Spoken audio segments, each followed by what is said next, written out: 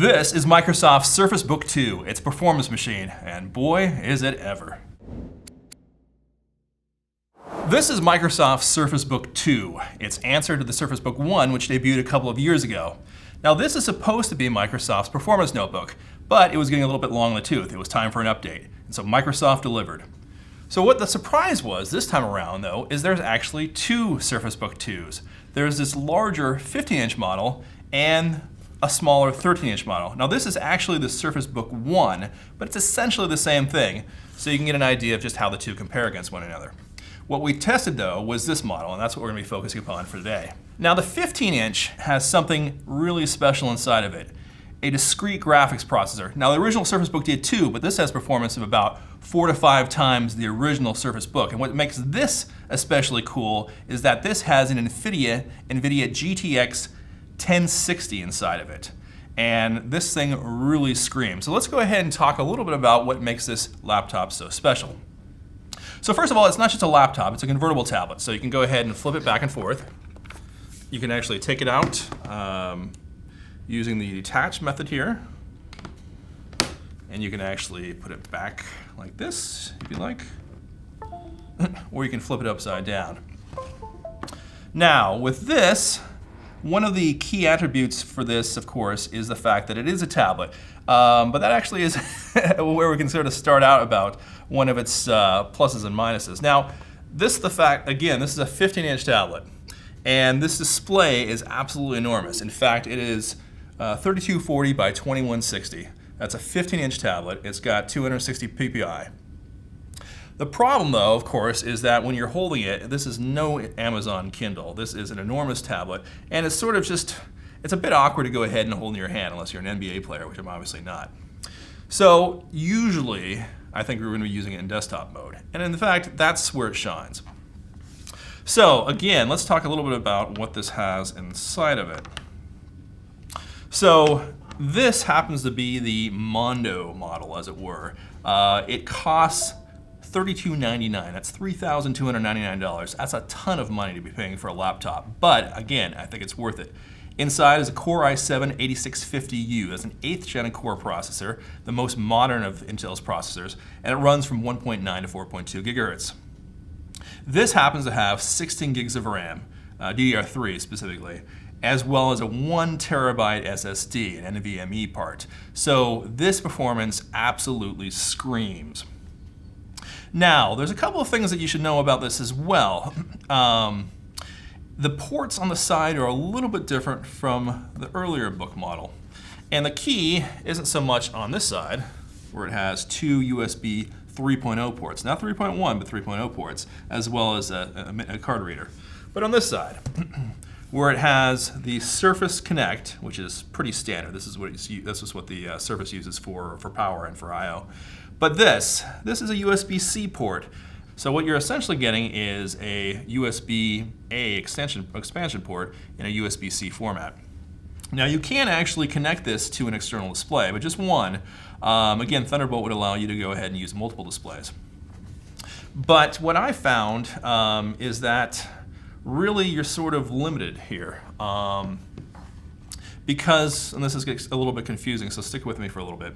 So USB-C, of course, allows you to connect to an external display, and it should allow you to draw power. It doesn't. I've tried connecting this to an external battery charger, as well as an external charger, and it doesn't actually power the phone, power the laptop. So you're getting all of your power through the Surface connector. That's fine normally. In fact, we have the Surface connector, the charger this time around is actually substantially larger than the older one. And it actually generates 180 watts of power as opposed to the older, smaller one.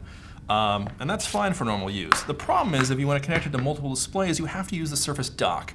And the Surface dock doesn't generate enough power for this under load. So to give you an example, I was trying this last night, playing a few 3D games, and in fact what happened was, even though the connector with the laptop was connected to the Surface dock, is that the power steadily decreased. By the time I was done playing for about an hour and a half, it was down to 60% charge. So that's a big drawback.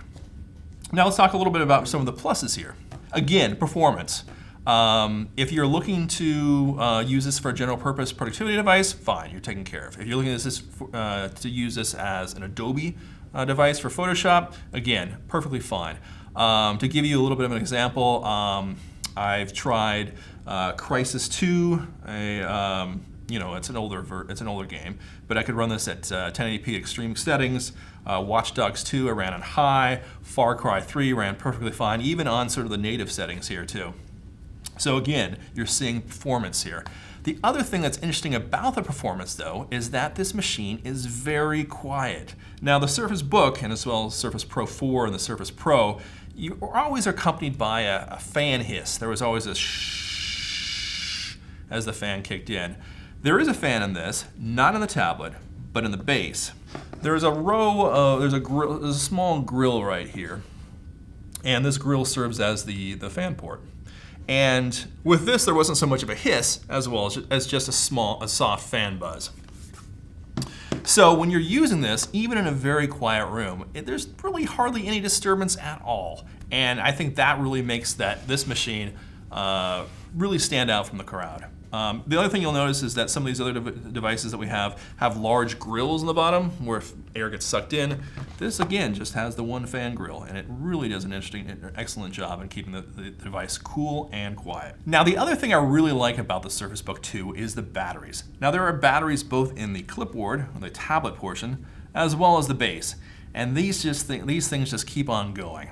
So we test using a video rundown test where we go ahead and loop a 4K video over and over until the battery basically expires. Now normally we've talked about all-day battery life in the context of 6, 8, maybe 10 hours.